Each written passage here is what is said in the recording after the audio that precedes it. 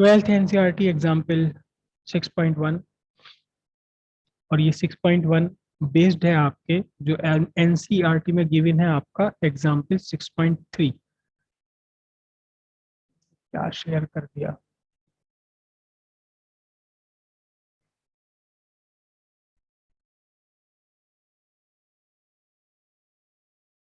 Six point one example है ये, example 6.1।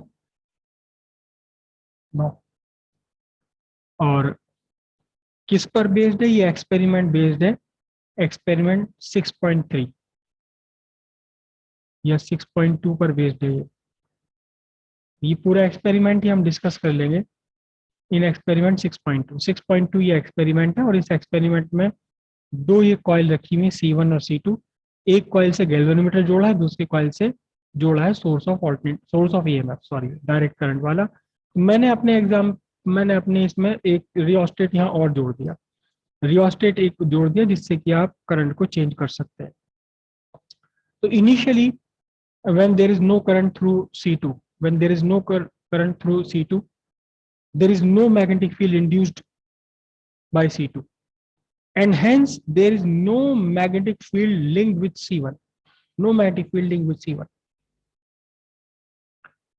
When you set up a current, a magnetic field is induced by this coil.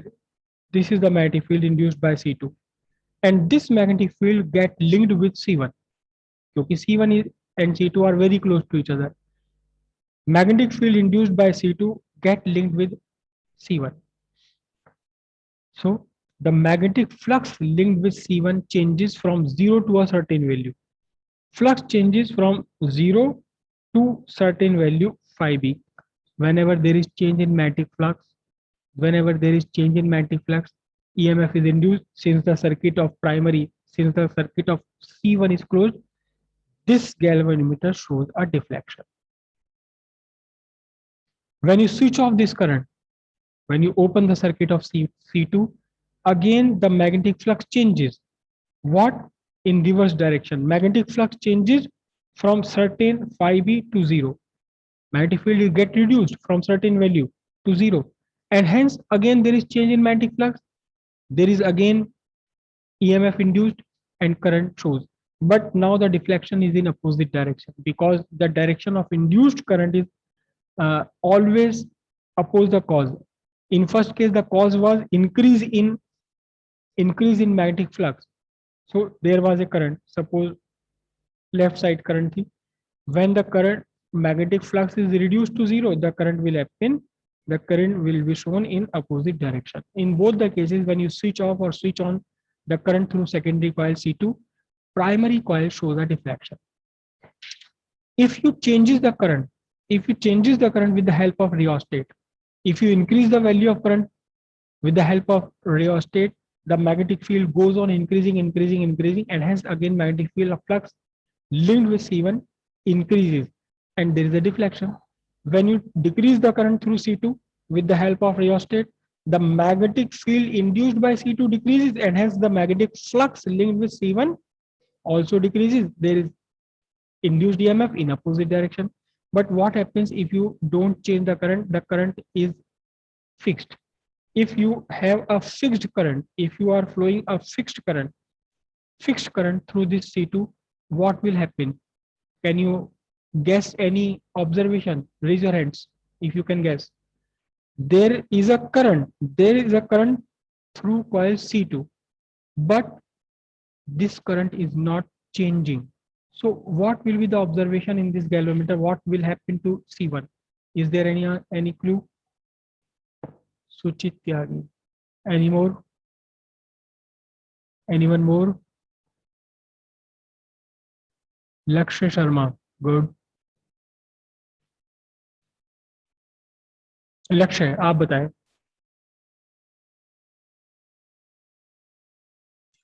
Sir अगर current change नहीं होगा तो magnetic field change नहीं होगी, और अगर मैग्नेटिक फील्ड चेंज नहीं होगी तो ईएमएफ इंड्यूस होना बंद हो जाएगा. पहले तो जब एकदम से करंट पास हुई तो डिफ्लेक्शन शो करेगा, और जैसे ही कांस्टेंट बन गई मैग्नेटिक फील्ड फिर डिफ्लेक्शन शो नहीं करेगा. ओह वेरी गुड, बहुत बढ़िया. सुजीत आप कुछ इसमें जोड़ना चाहेंगे या फिर ऐसे ही है? सर जब करंट करंट चेंज हो रही है तो सर मैग्नेटिक फील्ड चेंज हो रहा है, मैग्नेटिक फील्ड चेंज होने से जो लिंक्ड है मैग्नेटिक फ्लक्स वो भी चेंज हो रहा, तो सर उसका उसमें जो है ईएमएफ इंड्यूस हो गया, उसका को उसका क्या हुआ कि वो इंड्यूस होगी। और अगर हम करंट को फिक्स कर दें तो सर ये सब नहीं होगा, करंट इंड्यूस नहीं होगी। बिल्कुल सही बात है, because for EMF to be induced, there must be change in magnetic flux. Change. This change may be in any direction. It may be increasing or it may be decreasing. Flux may increase, flux may decrease, but there must be change. If you set up a stable current, constant current through C2, the magnetic field created by I use a word induced. The magnetic field induced by C2 become fixed. There is no change in magnetic flux, and hence there is no change in flux linked with C1, and hence there is no deflection in galvanometer. So if you set a steady current, अगर current vary नहीं कर रही है, there is no deflection. So when you switch on, तो आप मुझे फिर से एक बार बताइए, initially the current through C2 was switch off. It was switch off, बंद थी current.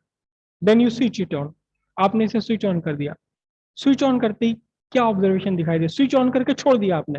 What will you see in this galvanometer? थोड़ी देर के लिए डिफ्लेक्शन होगा सर, इसमें सर मोमेंटरी डिफ्लेक्शन होगा, एकदम डिफ्लेक्शन होगा फिर नॉर्मल हो जाएगा. करेक्ट और very correct. There will be a momentary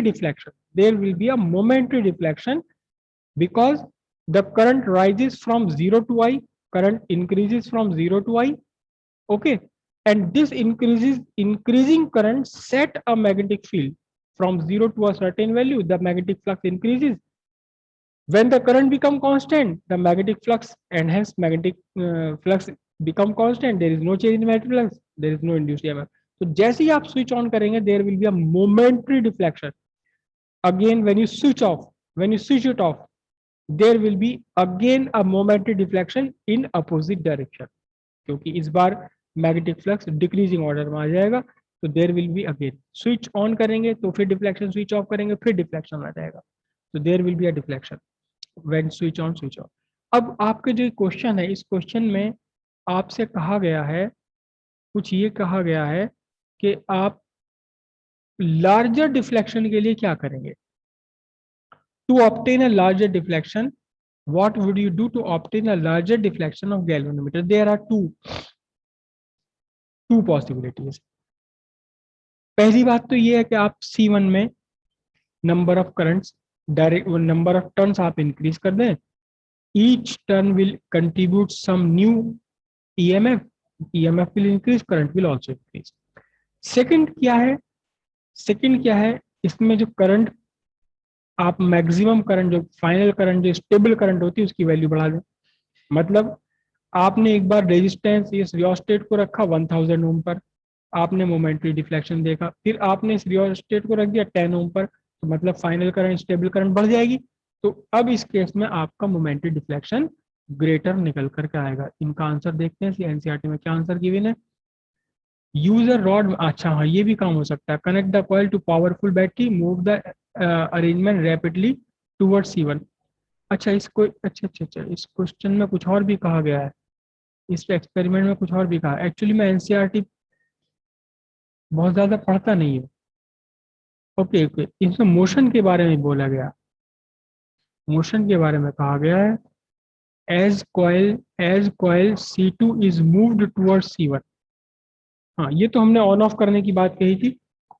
एक स्टेबल करंट इसमें सेटअप कर दिया और C2 को आप C1 की तरफ मूव कर रहे हैं, तो सिंपल सी बात है कि more and more magnetic field lines will pass through C1, flux will increase, तो there will be a deflection. कब तक डिफ्लेक्शन होगा? Until there is a relative motion between C1 and C2. Simple सी बात है. C2 क्या काम कर रही है? C2 काम कर रही है बार मैग्नेट की तरह से. तो जो ऑब्जर्वेशन आपका बार मैग्नेट मूव करने पर था, वही ऑब्जर्वेशन आएगा आपका C2 को मूव करने के किसके रेस्पेक्ट में? C1 के रेस्पेक्ट में. लार्जर डिफ्लेक्शन के लिए एक बार आपने सेटअप कन्वर्ट तैयार कर लिया, तो आप जितना तेजी के साथ मूव करेंगे उतना ही तेजी के साथ मैग्नेटिक फ्लक्स में चेंज होगा. There will be larger deflection. यहाँ आप स्ट्रॉन्गर हायर वोल्टेज की बैटरी आप लगा दीजिए तो करंट ज्यादा हो जाएगा, स्ट्रॉन्ग मैग्नेटिक फील्ड होगा तो भी ज्यादा हो जाएगा, मैग्नेटिक इंड्यूस ज्यादा हो जाएगा।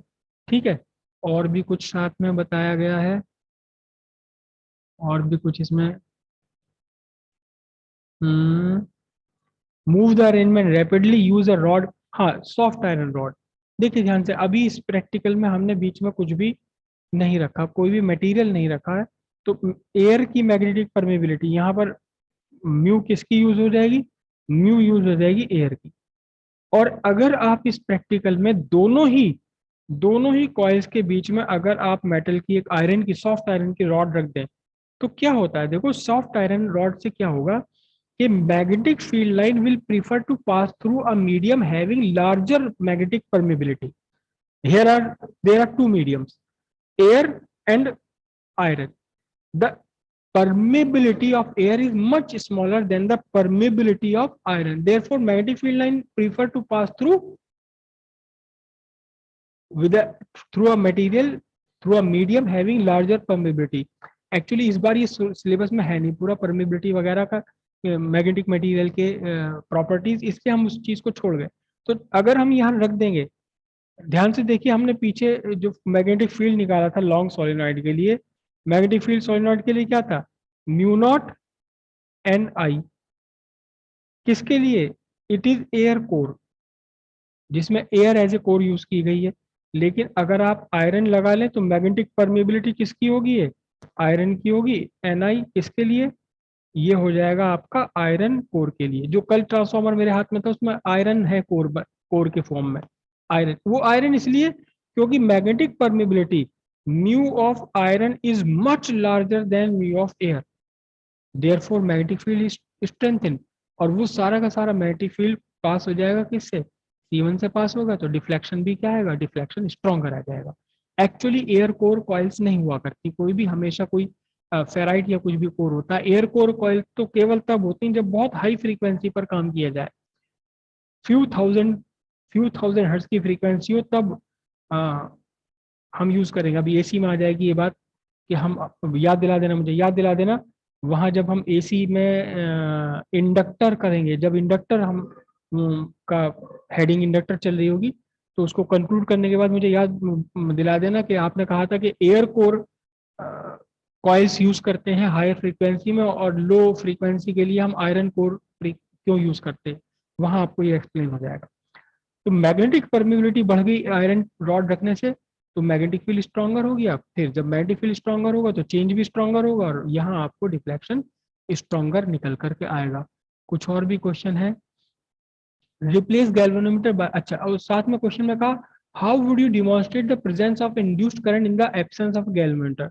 गैल्वेनोमीटर आपके पास नहीं है तो आप कैसे क्या करेंगे, सिंपल सी बात है, गैल्वेनोमीटर नहीं है, यहाँ पे छोटा सा एक बल्ब लगा दो, लो वोल्टेज बल्ब होना चाहिए, लो पावर बल्ब होना चाहिए। ऐसा नहीं कि आप यहाँ 200 वाट का बल्ब लगा दो, 200 वाट का बल्ब नहीं, 3-4 वोल्ट के जो पहले टॉर्च के आया करते, या कोई एलईडी लगा दो, आजकल एलईडी आ रही है, यहाँ आप एक एलईडी लगा दीजिए। एलईडी बहुत कम लाइट चाहिए उसको एकदम से। सर हाँ सर सर वो जो 0 वोट का बल्ब होता है वो असल में कितने वोट का होता है? वो 0 वाट का नहीं होता, वो बल्ब 0 वाट का नहीं होता, 3 का अप्रोक्सीमेटली होता है सर। 10 वाट होता है वो, अप्रोक्सीमेटली 10 वाट, 8 to 10 वाट होता है वो। उसको यूज मत कीजिए आप, क्योंकि 0 वाट के बल्ब के इक्विवेलेंट जो 8 to 10 वाट है या उससे भी स्मॉलर वाट, जो 6 वाट की एलईडी है, वो मच स्ट्रॉन्गर लाइट एमिट करती है, उसे आप कभी यूज मत कीजिए। जो आपका 8 से 10 वाट का जो बल्ब है, नॉर्मल फिलामेंट बल्ब जिसे हम बोलते हैं, इनकैंडिसेंट बल्ब, उसके इक्विवेलेंट एलईडी जस्ट हाफ वाट की होती है। मैं यूज करता हूँ उसको एज ए नाइट लैम्प, छोटा सा एलईडी है वो, बिल्कुल उसी शेप में जैसे 0 वाट का नाइट बल्ब। बल्ब भी तो रहता है। हाँ, नाइट बल्ब की तरह मैं यूज करता हूँ उसे। अब बिल्कुल उसकी शेप बिल्कुल सर एग्जैक्टली 0.5 वाट का। 0.5 वाट का है वो, बिल्कुल। हाँ, 0.5 वाट का, देखने में वो ऐसे ही लगता है जैसे 0 वाट का बल्ब होता है। तो एक्चुअली 0 वाटेज किसी की नहीं होती, कोई भी अप्लायंस 0 वाट पॉसिबल नहीं है। 0 वाट तो पॉसिबल नहीं है कहीं भी, किसी भी केस में। इवन ये कि हम आगे वाटलेस करंट पढ़ेंगे, वहां भी 0 वाट नहीं होता, एब्सोल्यूट 0 तो कभी पॉसिबल नहीं है वाटेज। कोई भी अप्लायंस हो वो कुछ ना कुछ इलेक्ट्रिसिटी कंज्यूम, इलेक्ट्रिक एनर्जी जरूर डेसिपेट करेगा अपनी करंट ड्रॉ करने के लिए।